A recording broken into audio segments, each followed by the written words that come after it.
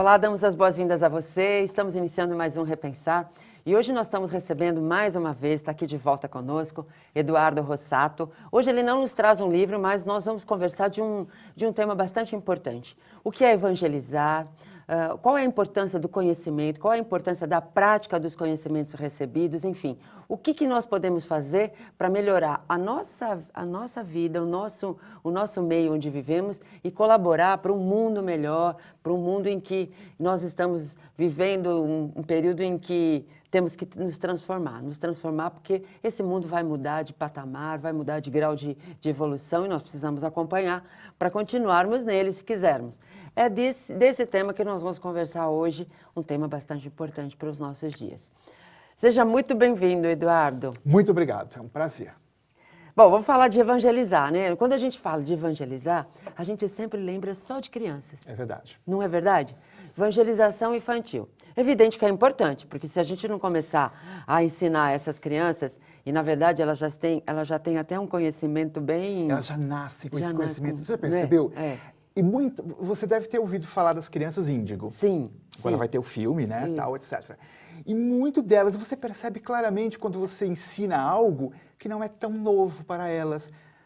Essa assimilação fácil é porque já vieram já com, traz, né? com Já traz uma bagagem espiritual. Talvez, e isso é completamente irrelevante, uma bagagem espírita. Isso é totalmente irrelevante. Sim. Mas uma bagagem espiritual. Isso. De amor ao próximo, de companheirismo, sinceridade, honestidade. Sim. Não é verdade? Libertos de preconceitos, Totalmente. Né? É uma coisa, eu vejo, porque eu vivo isso no meu dia a dia. Eu não estou falando isso porque eu ouvi falar. Eu sou professor há 30 anos. Sim. Claro que há casos e casos, mas a maioria, eu percebo essas crianças, como você disse, vivendo num mundo melhor para elas e com os outros. Isso. Porque também ninguém vive numa ilha sozinho. Isso. Né? Você viu o preconceito racial, por exemplo, que é talvez a coisa mais horrorosa que possa existir. Né? Pois é. E você vê essas crianças lidando com o outro, com as diversidades, não só raciais, mas sexuais e sociais, numa boa, não há aquela coisa pesada de outras gerações. Eu sou muito otimista com essa nova geração. Sim. Muito otimista. Isso é muito bom. Agora, nós vamos falar também, eu acho que nosso ponto agora já é os adultos, né? Os jovens estão também, tem a mocidade, que eles também recebem, eles mesmos eles por si só já buscam o conhecimento, eles mesmos trocam, um que sabe mais ensina o que sabe menos. Claro, e lendo cada vez mais. Isso. É uma coisa que eu adoro. E livros complexos, não são livros basiquinhos, aqueles romances simples. Posso te dar um exemplo? Um grupo meu, que é um grande orgulho meu, ex-alunos, foi uma proposta que eu fiz porque o YouTube é uma maravilha, não? Pessoas tem tudo, né? Pessoas também que moram longe, em lugares que não têm acesso, enfim.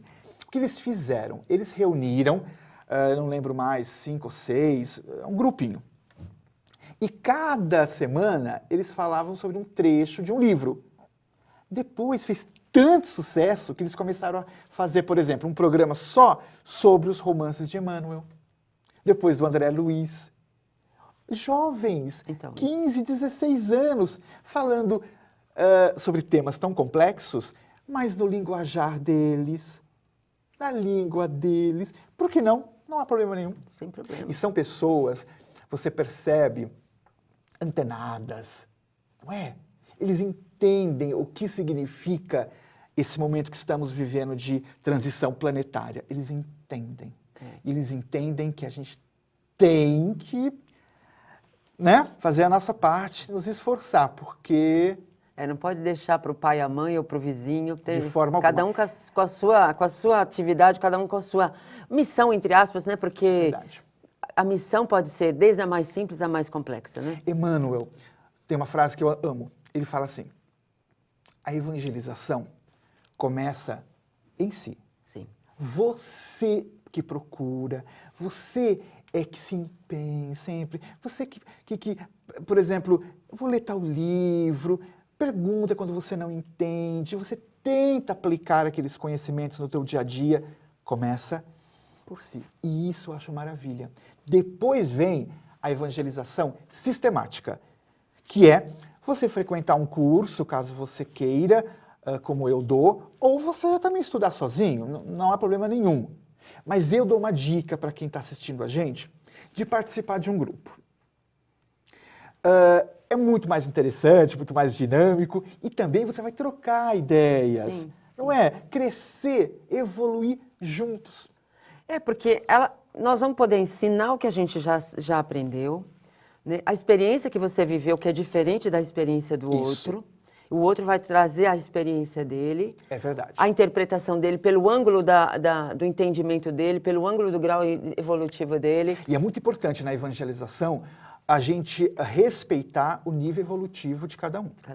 Não adianta, não há como você esperar de uma pessoa que está num nível ainda inferior uma atitude mais, vamos dizer assim, espiritualizada. Você tem que respeitar o momento que ela se encontra. Não é verdade? E esse respeito se faz no grupo. Um falando uma coisa que o outro não sabe, o outro fala de uma coisa que o outro não sabe.